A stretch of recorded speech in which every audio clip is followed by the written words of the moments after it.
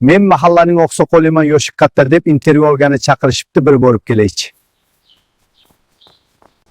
Xush kelibsiz ustoz. Rahmat, ishlaringizga rivoj tilayman. Katta rahmat.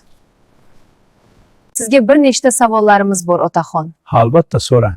Hayotingiz haqida gapirib bering. Yaxshi, boshlaymiz. Bizda yoshligimiz juda ham zo'r o'tgan qizim, bizda davrimizda telefon degan narsalar yo'q edi, hattoki kampirim bilan gaplasha olmasdim. Hozir sizdan davringizda qizim telefonlar chiqib ketdi, har xil tanish saytlar chiqib ketdi. O'sha saytda men ham o'zimni kampir izlasam bo'lar ekan. Otaxon, o'zingizni mahallangiz haqida gapirib bersangiz. Albatta. Bizning mahalla tinch hurmat qiladi. Qizim ham mahallamni gapirib bersin, gap juda ham ko'p. Mening mahallam Lo'lozor qishlog'i deb ataladi. Qishloq aholisi qanday? Qizim, Lo'lozor qishloqning odamlari juda ham xush muomalali. Qishlog'ingizning tarixiy joylari bormi? Ha, bor qizim, juda ham ko'p tarixiy joylari bor. Qizim, agar uy joylarga borsangiz, juda ham xursand bo'lib qolasiz.